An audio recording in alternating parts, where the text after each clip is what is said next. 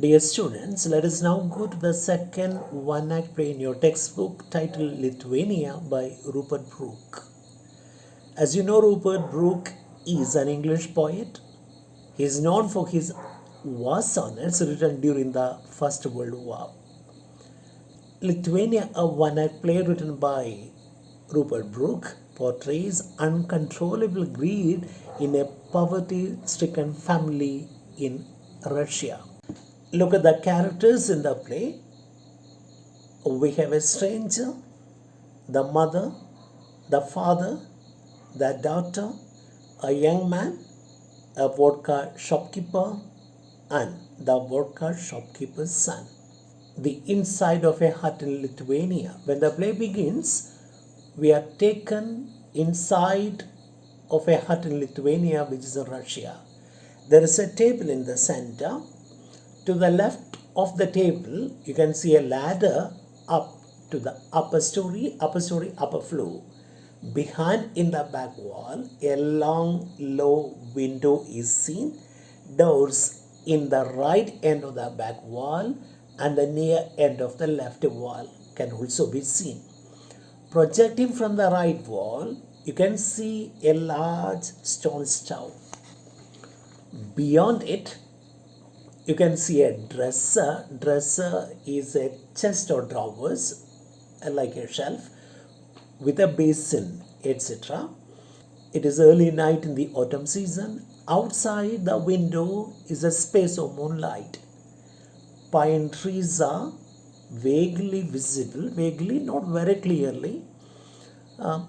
You can see the pine trees, but you get a dim view of them. Pine trees are vaguely visible, seen beyond. At the left end of the table, facing sideways, is sitting the stranger, finishing a meal. Late in the evening, a stranger comes to this lonely house in this area, and he is hosted by the landlady and her daughter. They offer him a good meal. The daughter is sitting on a stool before the stove, back to the audience, occasionally glancing at the stranger who is eating. The mother is moving to and fro with the plates, food, etc. between the table, the stove, and the dresser. You can see a lamp on the table. The stranger is in young middle age. He is in costly, expensive clothes, costly, rather flashily dressed, very showily dressed. He is wearing very rich, expensive, costly clothes, attractive clothes, and he is of medium height, rather weakly built, with black, greased, oily hair, mustaches, and a small pointed beard. So look at the stranger. He is in his middle age. Looks very rich because his clothes are expensive. Medium height, is of medium height, rather weakly built, a slim person, and he has got greased black hair, mustache, and a small pointed beard. Excitable, emotional, or rather nervous manner. The mother is 50 or more. The landlady who is hosting the stranger is 50, is around 50, medium height, strongly built, but she is worn and rather bent. Worn here, tired, exhausted, rather bent. She has got thin face and occasionally voluble, talkative. She is highly talkative. The daughter is just past her youth, a little shorter than the mother, but she is squarer, stronger than the mother. Heavy faced, not very good looking, not very attractive. She is stronger than the mother. She looks heftier than the mother, not very attractive to look at, and immobile. She is not able to freely move around. Very stout and well built woman. The stranger pushing his chair back after finishing vodka. Vodka is a drink. He says, "Oh, that's very good." So he's appreciating the drink that is offered to him by the landlady. "I think I'll be turning in now." That's good. That's good. I'm satisfied with the food that you have given me. I think I'll be turning in now. I'm turning in now means I'm feeling sleepy. I'm dog tired.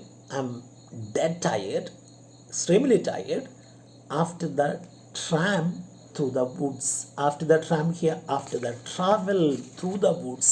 So I told you he has come to a house in a countryside, and he says after the tram through the woods, he's feeling very, very tired, and he's a by job, by God, I was lucky to find this house. I was feeling dead tired. Luckily, I found a house, and luckily, you gave me shelter, you gave me food. Mother, look, if you could wait a bit, so before, don't be in a hurry to go to bed. Bide a small bit, wait a small bit. My man will be in from the fields any minute now. Say, please, before you go to bed, please meet my husband anytime he may come in. He is expected anytime. My husband will be in from the fields any minute now. Please wait for him. You can go to bed later. The stranger gets up and asks them, "Aren't you two women afraid of being alone in a lonely house like these evenings when there is no one to help you?" He is raising a question. Naturally, he gets a doubt. Aren't you two women afraid being alone in a lonely house like these evenings? Mother, what is there for fear? Mother is not at all scared. She says, what is there to be scared of? Who would want anything here to rob us? We are poor people, and there is nothing in the house. I don't think any robbers will get into this house because there is nothing to be stolen, we don't have anything to be robbed of. And is it likely anyone would want me? I'm an old lady, I'm 50 plus, I don't think anybody would need me. And my daughter, look at my daughter, Anna. My daughter Anna, I would give them, and she would give them more than they came for. If at all anybody troubles my daughter, she knows how to give them nice. She knows how to protect herself because she is stronger than most men. Even if a very strong man comes and troubles my daughter knows how to get rid of him, how to send him away, how to fight with him. Stranger, rather uneasily, bowing slightly, he bows to them and says, "Oh, your daughter is a very well built girl." Yes, I'm happy to know that your daughter is a well built girl. Mother says, "Yeah, that's right, she is well built, she's strong. She has to work in the fields with her dad. Her dad works in the fields with the assistance of the daughter, so naturally she has to be strong." Stranger, I suppose it's hard enough to keep things going with only one man in the family quickly. Have you some sons, no doubt?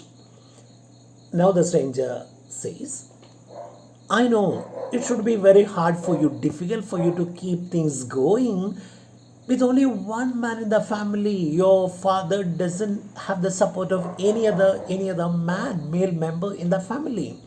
By the by, let me ask you, have you got some sons? No doubt you should have some sons." Mother, "Oh no, not at present. We had a son, there was one here. He ran off when he was 13 and no news about him." Stranger, with a nervous, polite laugh, "Oh, it's a pity your son is not here. He ran off. It's a pity. Women want someone to protect them. I feel that women need the help of a man to protect them. Women want someone to take care of them. Women want someone to protect them. I'm sad that you don't have anyone else in the house. Now, wouldn't you as a mother welcome him if he ever came back again to help you in your old age? Oh, my dear lady, suppose tomorrow if the son comes back, won't you welcome him so that he may protect you when you are in your old age? Mother is not very sure, undecided. She says, oh, well, I don't know whether I'll welcome him back or not. Daughter says, oh no, he was drowned. He's not alive. He's dead. He was drowned. Then there is a short silence saying, oh, I'm sorry, I beg your pardon. But your husband, does he leave you alone in the house that way in the evening? At that time, a man's shout can be heard from some distance. Mother, oh yeah, look, my husband is in. That's him. I'll go and meet him. If you would wait a minute, I would rather you saw him before you go to bed. I know you're feeling tired, you're feeling sleepy, but please, meet my husband before you go to bed. Then she goes out to receive her husband. Stranger walks in the house, stalls, walks up and down.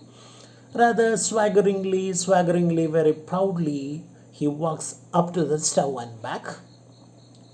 Stranger, apparently with a slight suppressed excitement, apparently, with a slight suppressed, hidden excitement. He is excited, getting excited, but he's controlling his excitement and says, I suppose a fine girl like you must sometimes be sick of a life working in this dull, gloomy place, beautiful as it is, no doubt. Now, the stranger is left with the daughter. Meanwhile, he begins a conversation with her. He tells her, I suppose a fine girl like you must sometimes be sick of a life, tired of a life, fed up of a life, working in the fields, working in this gloomy place, a dull place. No doubt it is a beautiful place. It is a countryside, it's beautiful, but don't you feel really fed up of working like this? Daughter looks at him steadily without taking her eyes off him. Daughter says, Stranger doesn't understand the meaning of that. Stranger says, I'll warrant, I'm very sure. There is not much fun around here. You can't see many young men in this area, no dancing, no parties, and so on. You ought to be in a big town. Oh, my young girl, you should be living in a town so that you may enjoy attending parties and dancing. You'll find many men there. Daughter, half to herself, I have my fun here. In a rough voice, she says, oh, don't think that I don't have any fun. I have my fun here. Stranger, it is wonderful in a big city. You must be having some fun here, but you don't know the life in a city. It is wonderful. The glare, the light, dazzling light, and the roar of the streets, you hear the roar of the streets throughout the day and night. Your blood swims with the sound of the streets. The light in the street, your blood swims. You forget yourself there.